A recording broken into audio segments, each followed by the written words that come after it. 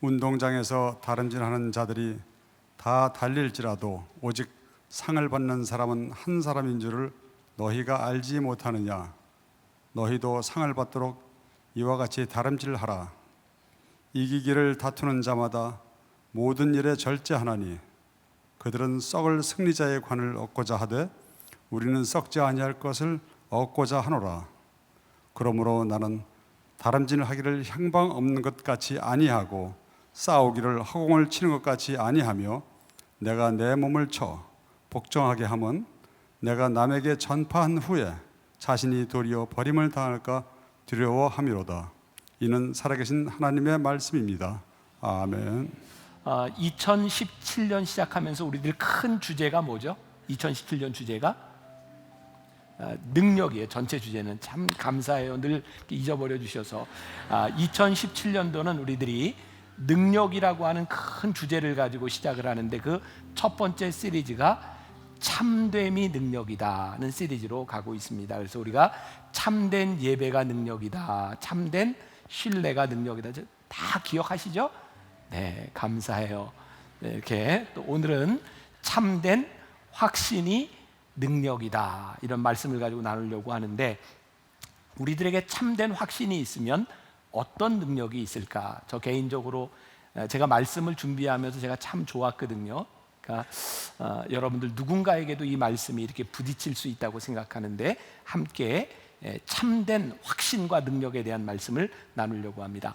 오늘 본문 말씀은 굉장히 유명한 말씀입니다. 이 본문 말씀의 주인공은 사도 바울입니다. 제가 2017년 첫 번째 주일에 설교를 하면서 예배에 대한 이야기를 하면서 한 사람 소개한 사람이 있습니다.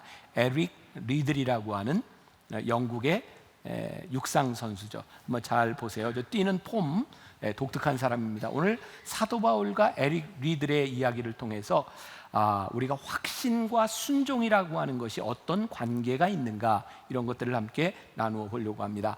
그 에릭 리들은요, 그의 전기에서 보면 강력한 온유한 군사였다, 이렇게 이야기를 합니다. 에릭은 400m, 그가 전혀 생각하지 않았던 400m 경기에서 우승했다 그랬어요. 기억나시죠?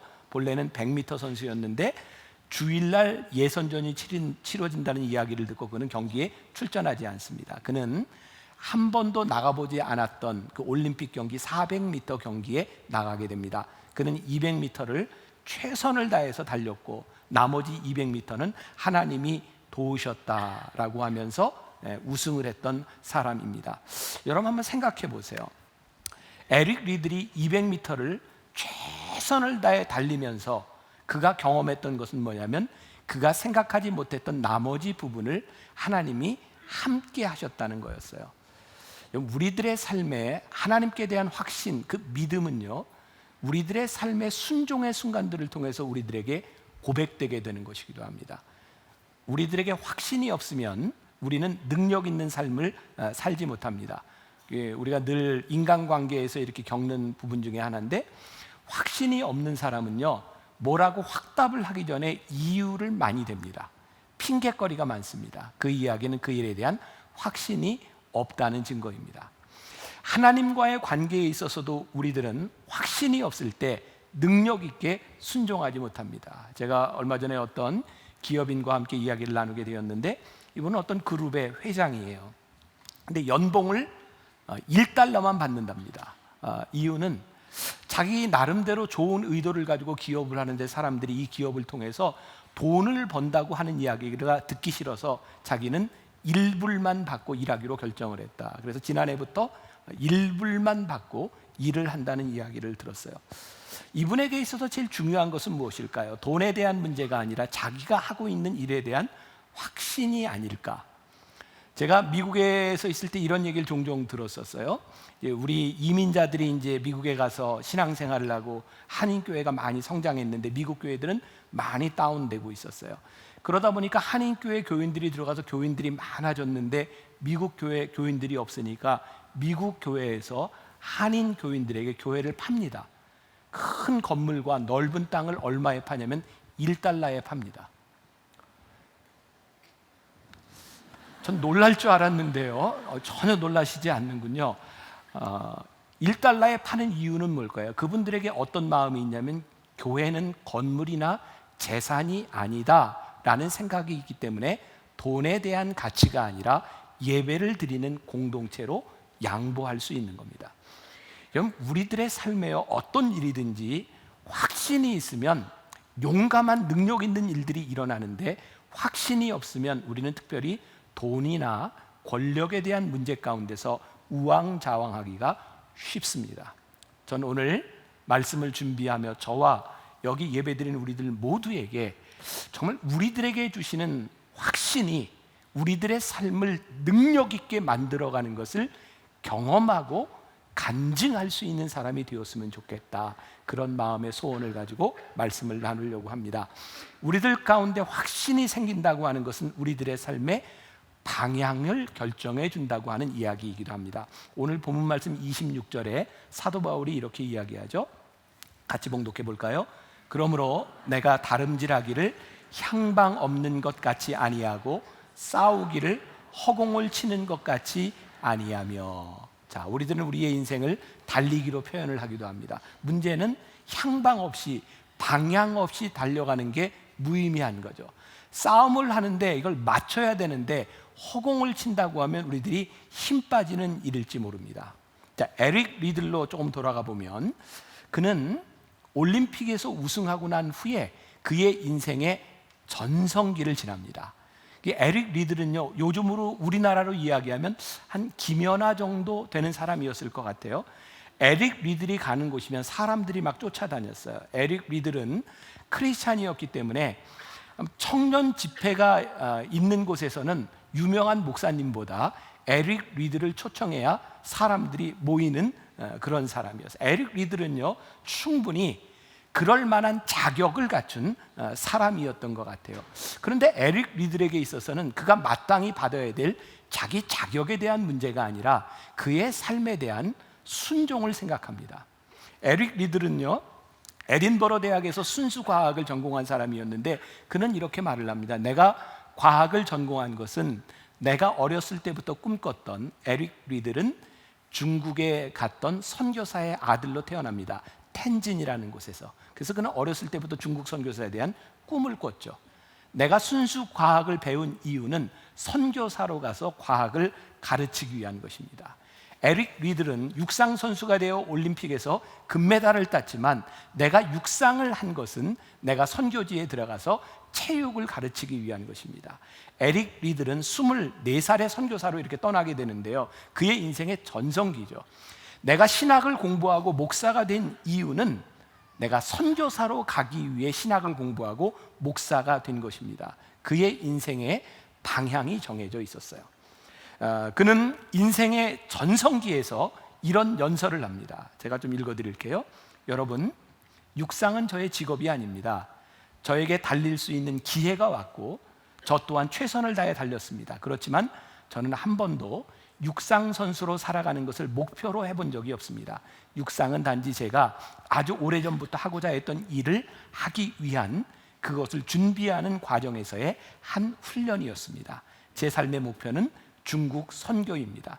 저는 오랫동안 그것을 위해 기도해 왔고 이미 하나님께 약속한 일입니다. 중국에서 선교사로 활동하기 위한 훈련 과정의 하나로 저는 육상을 택했습니다. 제가 중요한 걸 여러분들에게 말씀드리고 싶어요. 종종 우리의 삶에서요, 내가 가장 잘하는 것 때문에 우리가 목표를 이룰 수도 있겠구나.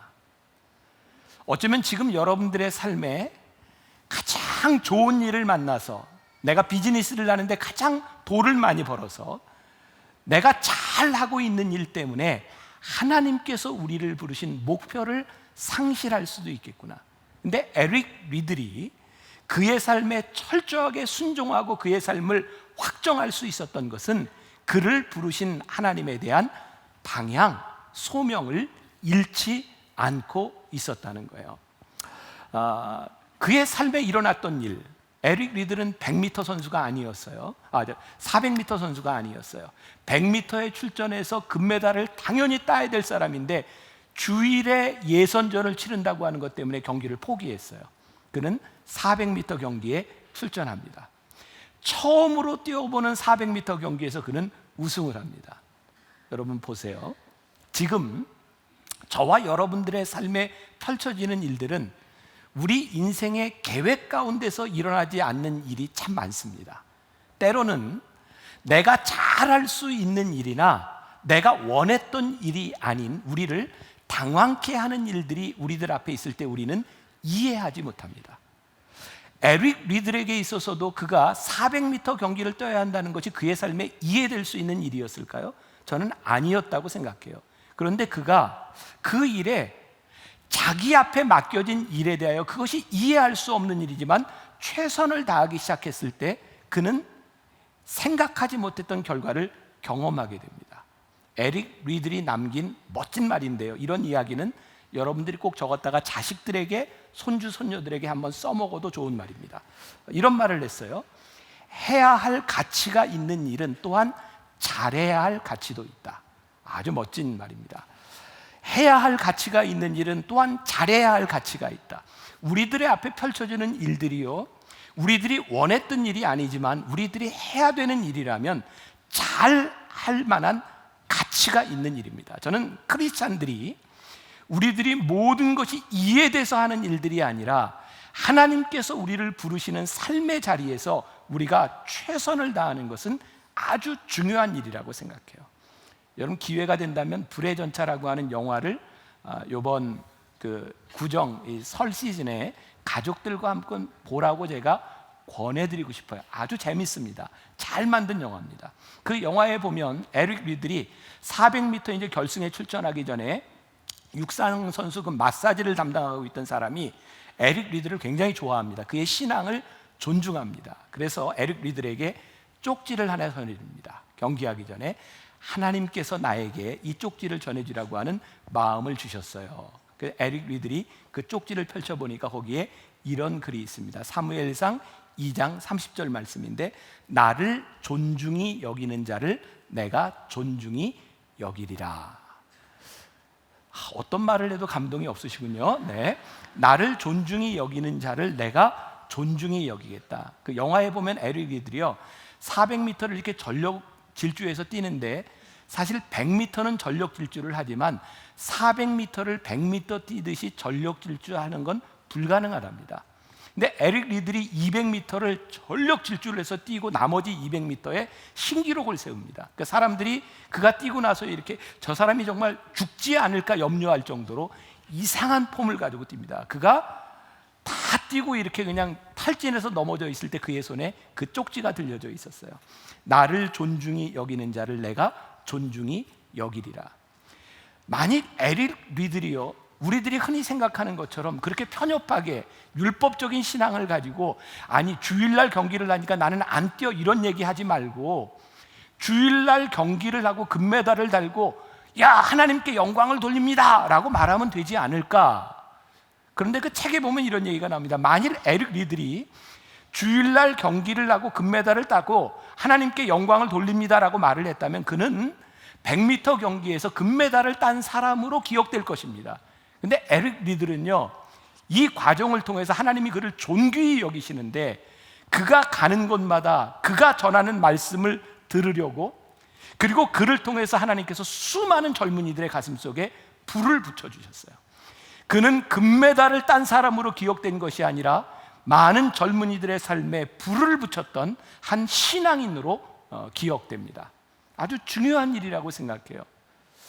저와 여러분들에게 도전이 되는 일이죠. 우리는 하나님을 존중히 여기나요? 우리들의 삶에 일어나는 일 가운데 하나님을 존중히 여기기 위해서 우리는 무엇을 하나요? 우리들에게 확신이 있어요. 내가 하나님을 존중히 여기면 하나님이 나를 존귀하게 만들어 주실 것입니다. 이 믿음과 확신이 없다면 우리가 어떻게 하나님의 영광을 드러내는 삶을 살아갈 수 있겠습니까? 여러분들 주보에 오늘 불의 전차라고 하는 책을 소개해 드렸어요.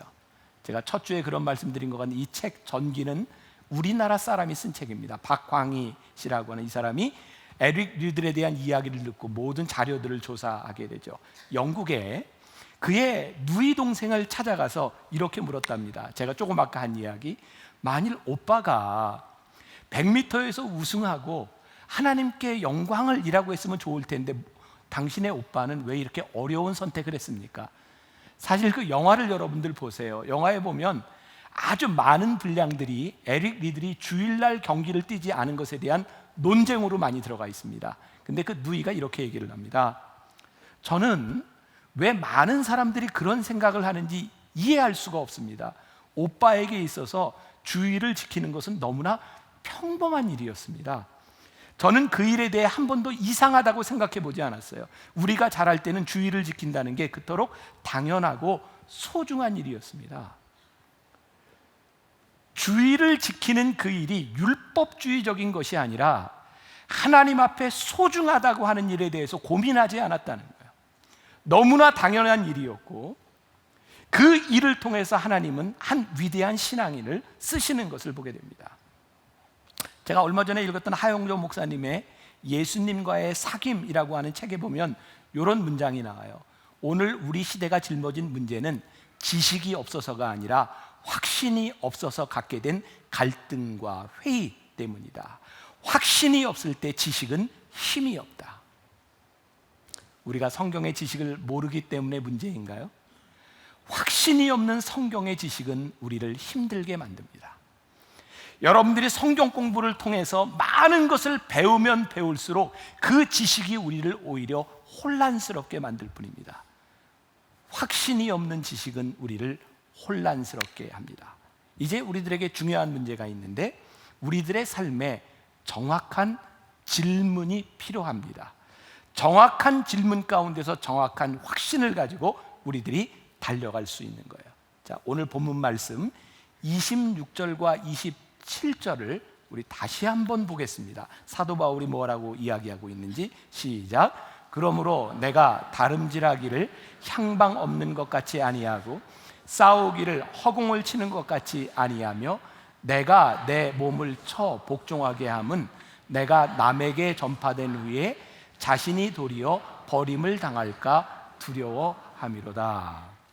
사도 바울에게 두려움이 있었어요. 뭐냐면 열심히 내가 하나님의 일을 한다고 했는데 내가 혹시 잘못된 방향으로 가서 내가 버림을 받으면 어떡하나. 그래서 사도 바울은 늘 그의 삶에서 늘 자기를 쳐서 복종하는 훈련을 했다. 이거는 세디스트가 아니에요. 내가 하나님 앞에 올바로 서기 위하여 내가 어떤 사람인지를 늘 돌봤다. 이런 말이기도 해요. 자, 여러분들과 함께 문제를 한번 풀어보겠습니다. 어떤 대학교 수업 시간에 있었던 일인데 같이 한번 풀어볼게요. 그 교수님이 강의에 들어와서 칠판에 이런 글자를 썼답니다. 자, 보세요. 2, 4, 8. 그리고 학생들에게 물었습니다. 답이 뭐죠? 답이 뭐죠? 답이? 어떤 학생이 이렇게 대답을 했대요. 14인 것 같습니다. 다 더했어요. 한 학생이 이렇게 얘기합니다. 저 문제는 아마 수열 문제인 것 같습니다. 16이죠. 2, 4, 8 다음에 16. 어떤 학생은 또 이렇게 이야기합니다. 저건 수열과 곱하기가 함께 이렇게 된 것 같아요. 2 곱하기 4 곱하기 8, 64입니다. 여러분들은 뭐라고 생각하셨어요? 교수님이 학생들에게 이렇게 얘기합니다. 모두가 답을 찾는데 참 열심이군요. 근데 참 중요한 걸 하나 여러분들이 빠뜨렸는데 나한테 문제가 뭔지 물어보는 사람이 하나도 없네요. 문제는 우리들에게 주어지는데 그 문제가 무엇인지를 묻지 않아요. 우리의 삶에 뭐가 문제인지 아세요? 우리들의 삶에 확신이 없는 이유가 뭐냐면 우리가 지금 하고 있는 인생의 일뿐만 아니라 우리들의 사역 가운데서 우리들이 모르는 일에 부딪혔을 때 우리들이 그것을 하나님께 묻지 않아요. 우리가 물어야 되는 것이 있어요. 하나님, 저에게 무엇을 말씀하시고 이 일을 통하여 제가 어떻게 하나님을 존중히 여길 수 있습니까? 어떻게 하면 하나님이 영광을 받으실 수 있습니까를 묻기 시작할 때 우리들에게 답이 오는데 우리는 우리들의 인생의 문제에 있어서 하나님을 존중히 여기는 것에 대하여 묻지 않아요. 하나님께서 우리를 창조하신 이유를 성경은 하나님의 영광을 위하여 우리를 창조하셨다고 말씀하고 있어요. 그래서 우리가 하나님의 영광을 위하여 살면 하나님께서 우리를 영광스럽게 존귀하게 쓰신다는 거예요. 이 믿음이 우리들에게 확신을 주는 거예요. 복음, 우리가 있는 이 복음이 우리의 인생을 바꾸어 놓는 능력이 있고, 복음이 우리 가운데 들어왔을 때에 하나님을 영화롭게 할 수 있다고 하는 복음에 대한 확신이 없기 때문에 우리가 세상에서 흔들리는 거예요. 복음을 헬라어로 유앙겔리온이라고 합니다. 유앙겔리온. 대개 이 헬라어의 유라고 하는 말은 그 좋다고 하는 어원을 가지고 있고요, 좋은 소식, 유앙겔리온이라고 하는 말입니다. 이 말은 당시 로마의 황제가 즉위하거나 혹은 황제가 어떤 도시를 갈 때 그것을 알리는 겁니다. 그게 유앙겔리온이에요. 왜냐하면 황제가 즉위하면 황제가 즉위해서 사람들에게 선물을 줘요. 황제가 어떤 도시에 가면 황제가 가는 그 길부터 시작해서 도시가 쫙 정비돼요. 그래서 황제가 온다, 이게 유앙겔리온이에요. 그런데 이 성경은 예수님께서 이 땅 위에 오셔서 우리를 구원하시는 이 사건이 유앙겔리온, 복음이다. 예수님이 우리들 속에 들어오셔서 우리의 인생을 바꾸어 놓는 일, 그것이 유앙겔리온, 복음이다. 그래서 사도 바울은요, 그의 마음속에 복음을 전하는 것에 대한 마음에 확신이 분명했어요. 로마서 1장 1절에 보면 로마에 있는 교인들에게 이렇게 편지합니다. 예수 그리스도의 종 바울은 사도로 부르심을 받아 하나님의 복음을 위하여 택정함을 입었나니. 그가 로마의 교인들에게 편지를 쓰는 이유, 그가 복음을 전하는 이유, 많은 고통과 핍박 가운데서도 그가 이 길을 가야만 되는 이유가 뭐냐면, 그가 이 일을 위하여 택정함을 받았다. 그것이 사도 바울로 하여금 향방 없이 가는 것이 아니라 그 길을 가게 만들었어요. 그래서 27절에 내가 내 몸을 쳐 복종하게 함은 내가 남에게 전파한 후에 자신이 도리어 버림받지 않도록 나는 끝까지 이 길을 가겠다. 여러분, 우리들이 하나님을 위하여, 하나님의 영광을 위하여 산다고 하는데 가장 큰 걸림돌이 되는 것이 뭐냐면 죄에 대한 문제예요. 우리는 늘 죄로 인하여 넘어질 때가 많이 있어요. 근데 이 죄의 문제를 극복할 수 있는 것, 죄를 이길 수 있는 것이 뭐냐면 우리들의 마음속에 있는 확신이에요. 우리들이 하나님으로 인하여 우리들이 불리움을 받고 구원받은 백성으로 살아간다고 하는 이 확신이 있을 때 죄에서부터 우리를 붙잡아줘요. 여러분, 우리가 죄를 이길 수 있는 완전한 능력을 소유했다, 이런 말이 아니에요. 우리들 속에 확신이 있을 때 넘어져도 일어설 수 있고 우리를 붙잡아주는 거예요. 올 초에 신문에 보니까 연초가 되면 담배를 끊으려고 결심하는 사람들이 참 많답니다. 술, 담배 끊으려고 많이 결심들 하시죠. 우리 교회는 담배 피는 분이 아무도 안 계신가요? 많이 결심들을 하는데 그 신문에 보니까 다른 사람의 도움을 받지 않고, 요즘 뭐 이제 보건소에 가면 그 뭐 지원해주는 프로그램도 있고 뭐 돈도 다 대주고 한다고 하는데, 그런 거 말고 자기 의지로만 담배를 끊는 사람이요 3%에서 5% 정도 된답니다. 여러분, 의지로 담배를 끊는 게 쉽지 않습니다. 그런데 3%에서부터 5%의 사람은 의지로 담배를 끊습니다. 우리의 의지로 죄를 이길 수 있다, 그럴 만한 능력이 우리들에게 있는 것은 아닙니다. 그러나 우리들 가운데 확신이 있으면요, 우리들 가운데 의지가 있으면요, 우리들이 믿음을 붙들고 살아갈 수 있는 능력이 우리들에게 생겨요. 근데 우리가 그 능력을 갖지 못하고 너무 쉽게 포기하고 넘어지는 거죠. 제가 한 가지 이야기를 좀 해드리려고 하는데 재밌는 이야기입니다. 제가 지금 같은 분위기로는 제가 굉장히 힘들 것 같아요. 잘 반응을 좀 하세요. 어떤 남자가요, 하나님께 기도했답니다. 하나님, 저 예쁜 여자하고 저 결혼하게 해주세요. 제가 저 여자하고 결혼하면 절대 바람 피지 않겠습니다. 만일 바람 피면 하나님 저를 죽이셔도 괜찮습니다. 그래서 이제 기도가 이루어졌어요. 그 여자 결혼을 하게 되었고요. 근데 살다 보니 바람을 피게 됐습니다. 이 남자에게 두려움이 찾아왔어요. 왜냐하면 하나님께 약속한 것이 있으니까. 근데 조금 시간이 지났는데 안 죽는 거예요. 그래서 몇 번 더 바람을 폈답니다.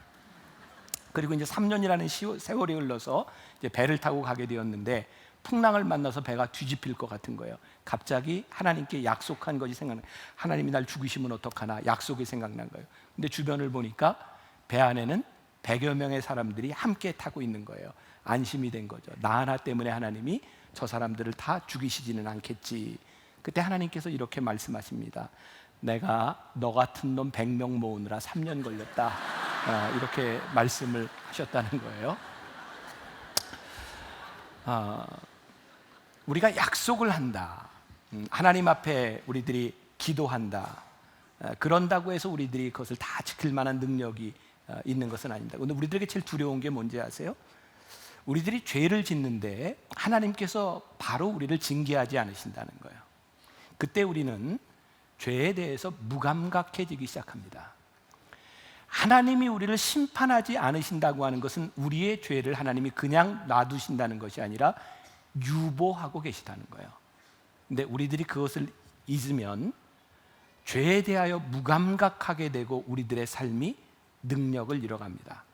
또 하나의 문제는 뭐냐면 예수님을 오래 믿은 사람들이 죄를 짓는 문제보다 더 심각한 것 중에 하나는 확신이 없는 삶을 살아가며 무기력해지고 좌절감에 빠진다는 겁니다. 우리가 하나님을 믿는 가장 중요한 특권과 증거는 우리들 속에 있는 활력과 능력이거든요.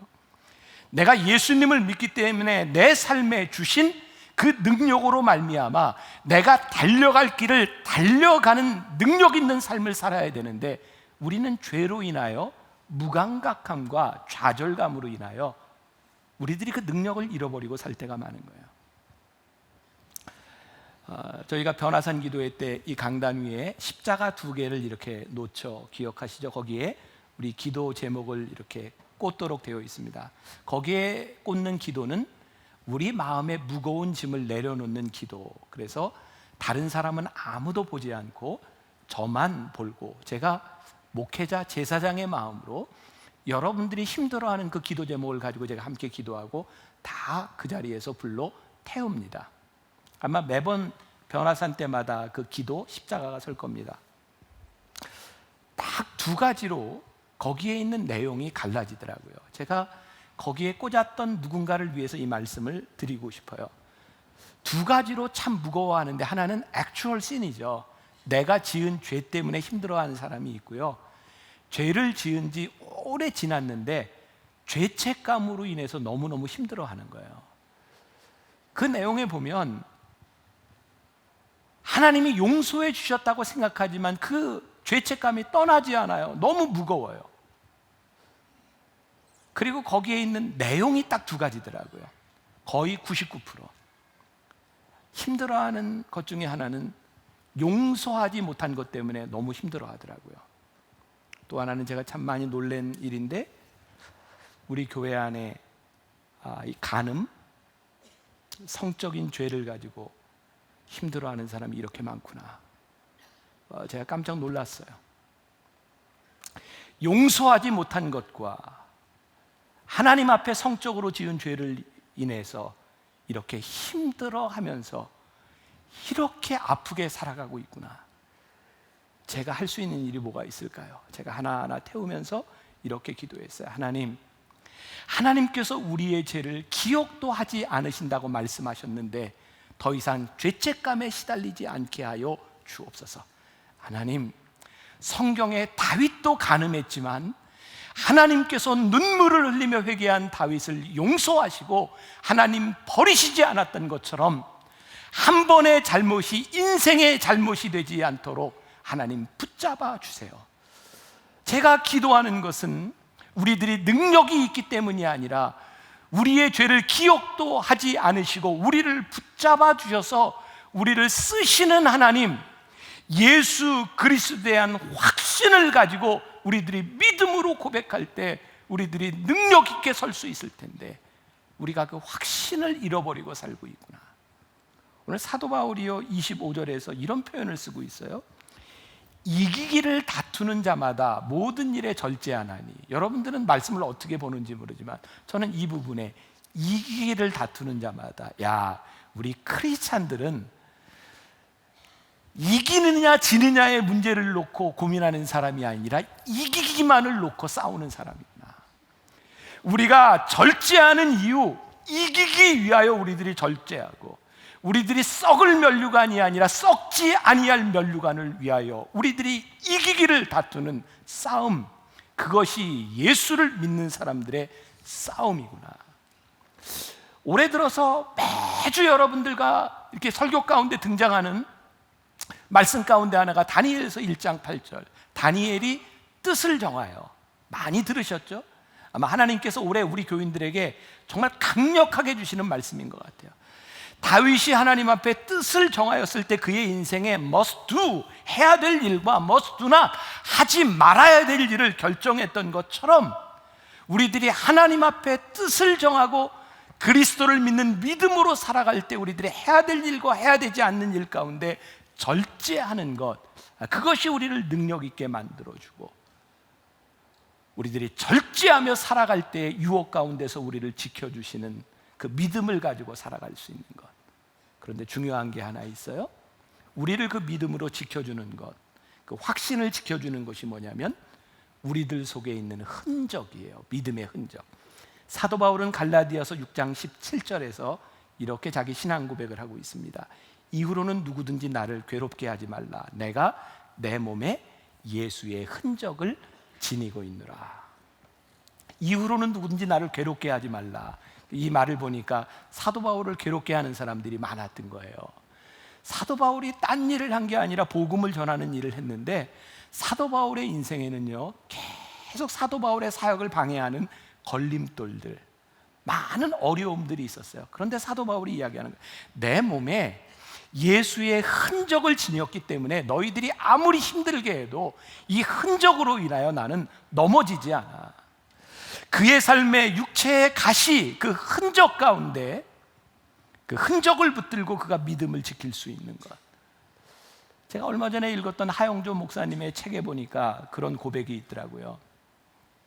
이렇게 물어요. 여러분들 안에 영원히 잊혀지지 않을 예수의 흔적이 있습니까? 하 목사님은 여러분들이 아는 것처럼 그분이 젊은 시절에 폐병을 앓았잖아요. 그리고 죽음의 위협 가운데서 하나님께 고침을 받고 목회를 했잖아요. 엑스레이를 찍으면 앓았던 폐병의 흔적이 나타납니다.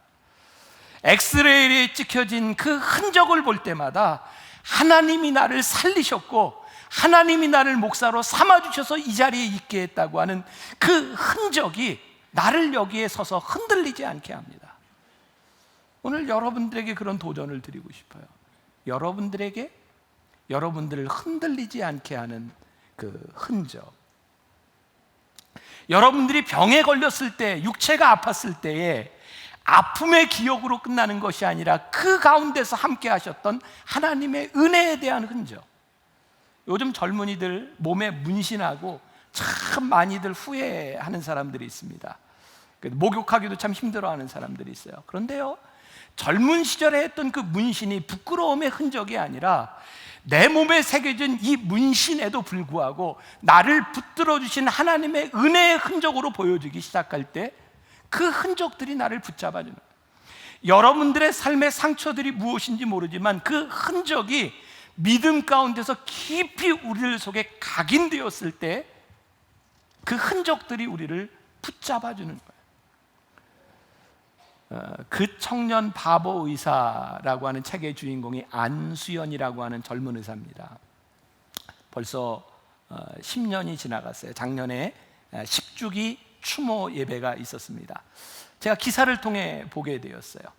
33살의 나이로 의사로 군의관으로 가 있던 그 시절에 정말 허무하게 죽어요.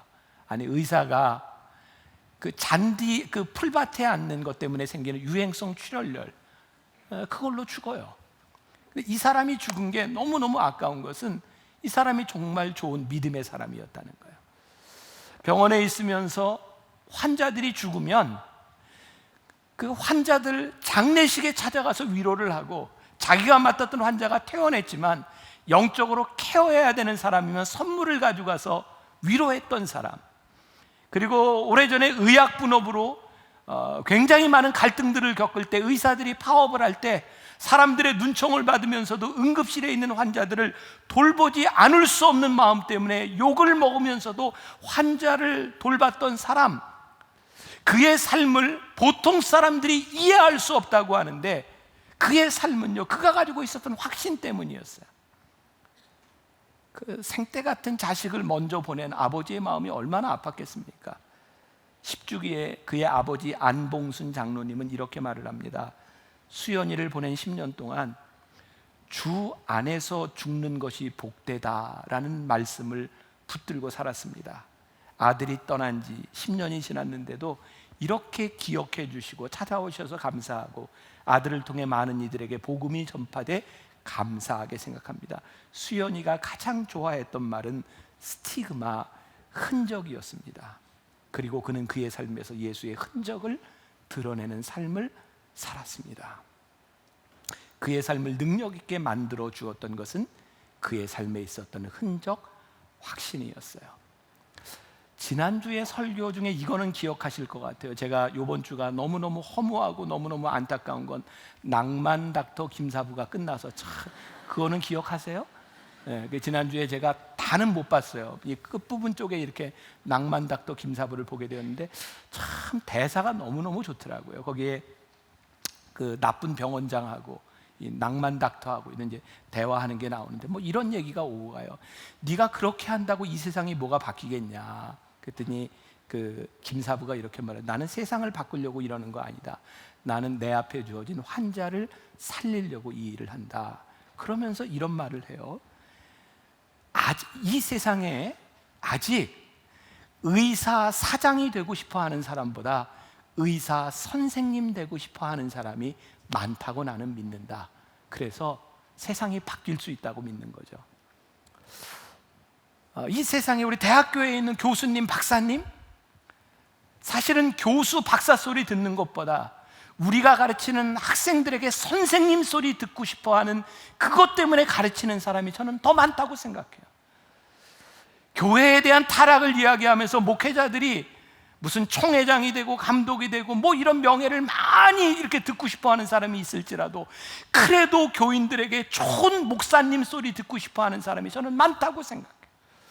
여러분들이 하고 있는 일 가운데 그 어떤 명예나 그 어떤 것보다도 하나님이 나를 부르셨던 그 스티그마, 우리들의 삶의 그 흔적을 붙잡고 능력 있게 살아가는 사람이 저는 많이 있다고 생각해요.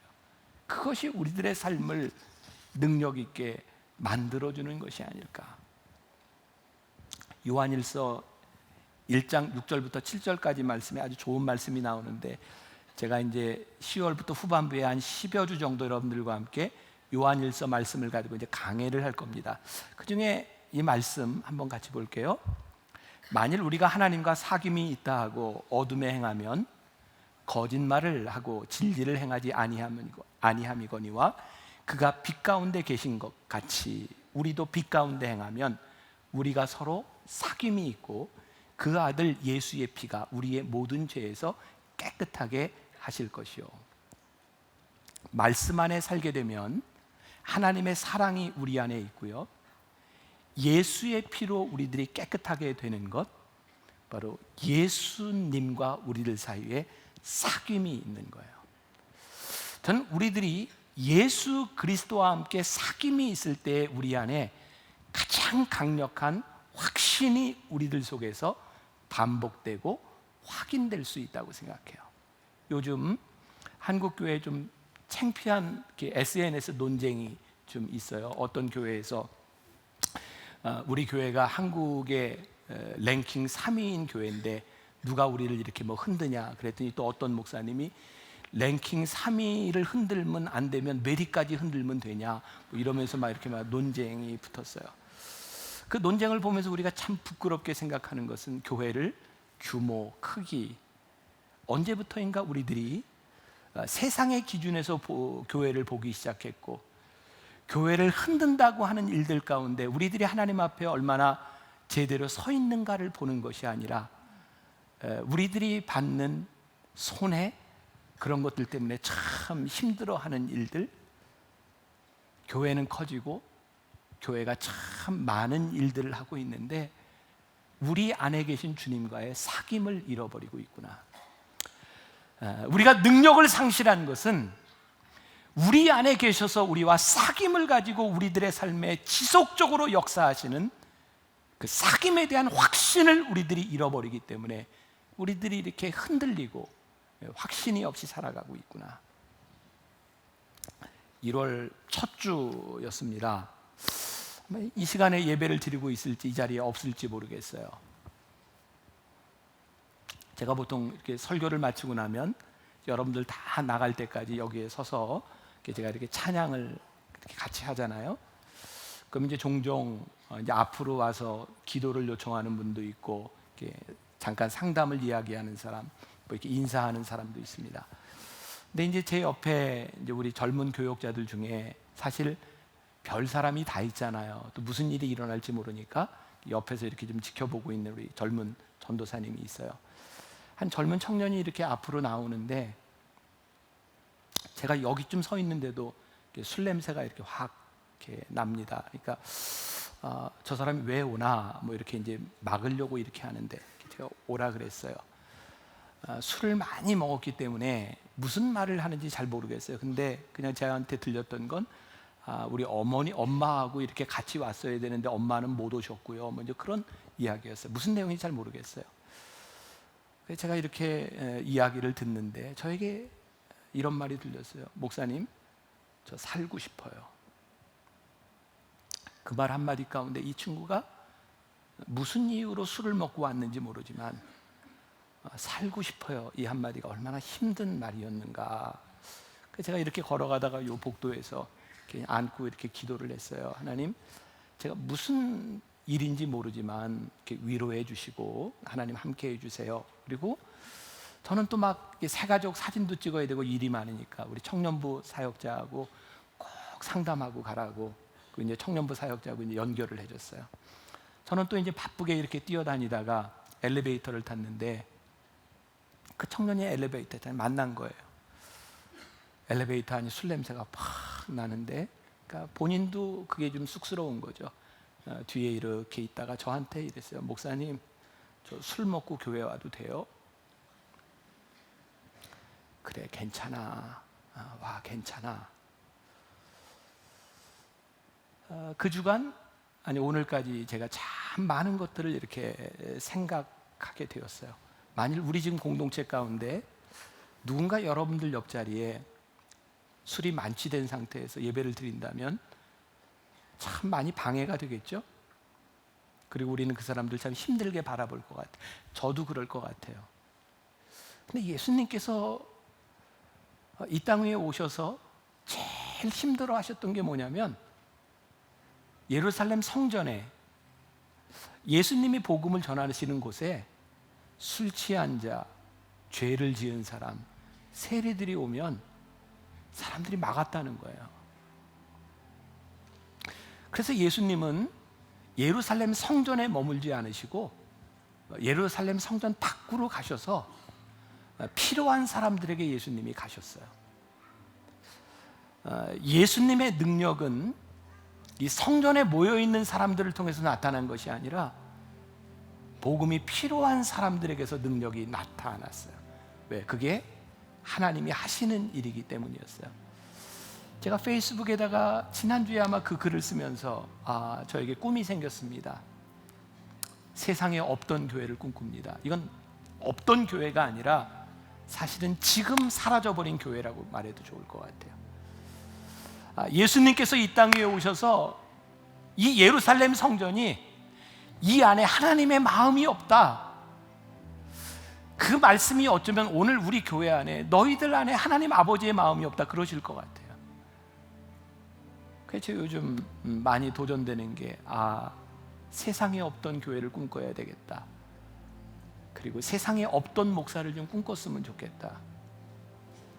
이거는 제가 다른 사람을 디스하거나 이런 게 아니라 제 반성에서 하는 이야기입니다. 그리고 우리 성도들에게 우리들이 꿈꿔야 될 교회와 우리들이 꿈꿔야 될 신앙과 우리들이 가져야 될 참된 능력이 어디에 있는가를 우리들이 하나님 앞에 깊이 고민해야 되겠다는 생각이 들었어요. 확신이요 우리를 능력으로 이끕니다. 어떤 확신? 예수 그리스도 안에서 우리들에게 정죄함이 없고요, 예수 그리스도 안에서 우리를 부르신 이유가 하나님을 존중히 여기는 사람들로 살아가라고. 그때 하나님께서 우리를 존귀하게 여기실 것이라는 그 확신이 저와 여러분, 우리 교회 모두를 능력 있게 만들어줄 줄 믿습니다. 우리 같이 찬양하기를 원합니다. 오늘 가사가 너무 좋습니다. 나의 만족과 유익을 위해. 우리 아까 불렀던 찬양인데 우리 함께 좀 가사를 잘 이렇게 묵상하며 우리 기도하는 마음으로 찬양하면 좋겠습니다.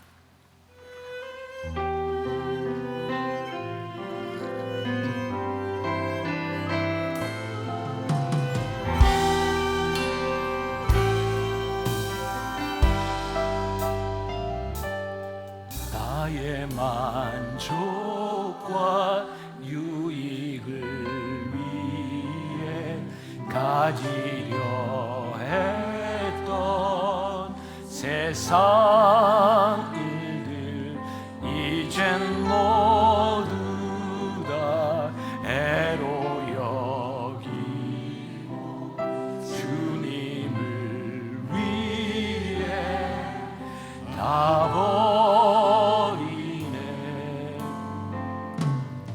내 안에 가장 귀한 것 주님을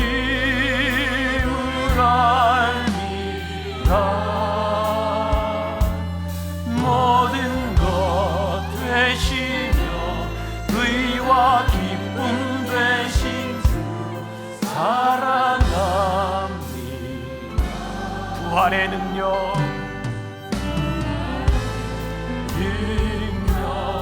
체험하면서 주의 고난에 동참하고 주의 주신 본을 받아서 그의 생명에 참회하는 내 안에 가장 귀한 것 주님을 알리라. 모든 것 되시며 의와 기쁨 되신 주 사랑합니다.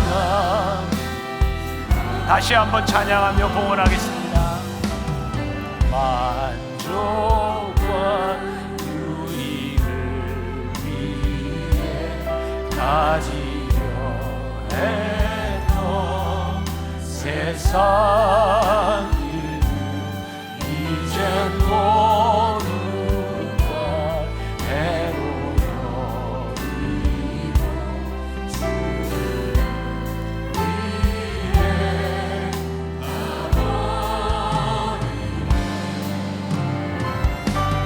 내 안에 가장 귀한 것 주님을 알리라. 모든 것 되시며 의와 기쁨 되신 주 사랑합니다. 부활의 능력 체험하면서 주의 고난에 동참하고 주의 주신 본을 받아서 그의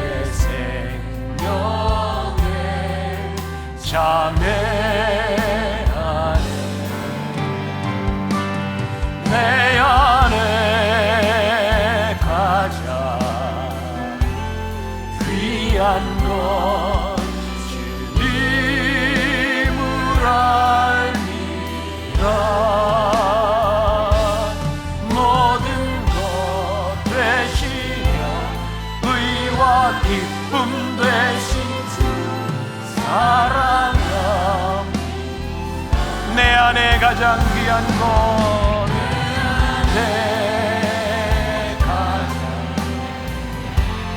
귀한 것, 주님을 알리라. 모든 것 되시며 의와 기쁨 되신 주 사랑함. 내 안에 가장 귀한 것, 내 가장 귀한 것, 주님을 알리라. 모든 것 되시며 의와 기쁨 되신 주 사랑함.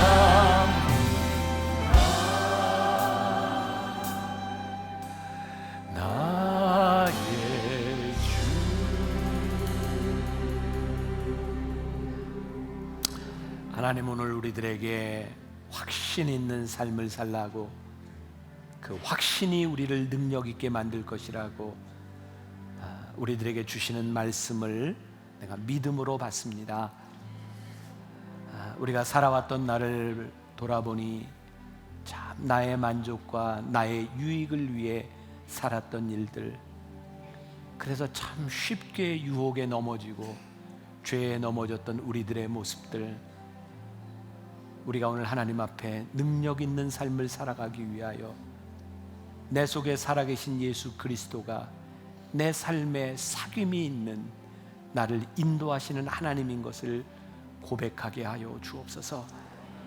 우리 사랑하는 성도들, 이 세상에 나가면 또 우리를 흔드는 많은 일들을 경험하게 될 터인데, 내 속에 계시는 우리 주님께서 우리를 붙잡아 주셔서 흔들리지 않게 하여 주옵시고, 우리를 부르신 그 길을 향하여 또 하나님을 존귀하게 만드는 그 일을 향하여 끊임없이 나아갈 수 있는, 그래서 하나님이 쓰시는 귀한 믿음의 백성들이 되게 하여 주옵소서.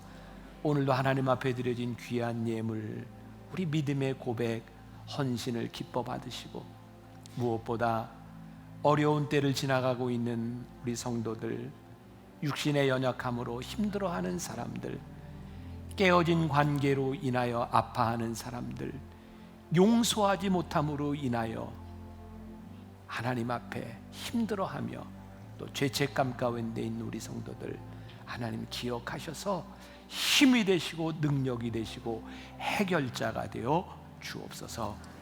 지금은 우리 주 예수 그리스도의 은혜와 하나님 아버지의 무한하신 사랑과 성령의 인도하심이, 우리 마음에 주시는 그 확신이 우리들의 인생의 능력임을 믿으며, 우리들 속에 있는 그리스도의 흔적을 가지고 이 세상으로 나가는 당신의 사랑하는 모든 백성들 위해 지금부터 영원까지 함께 하시기를 간절히 축원하옵나이다. 아멘.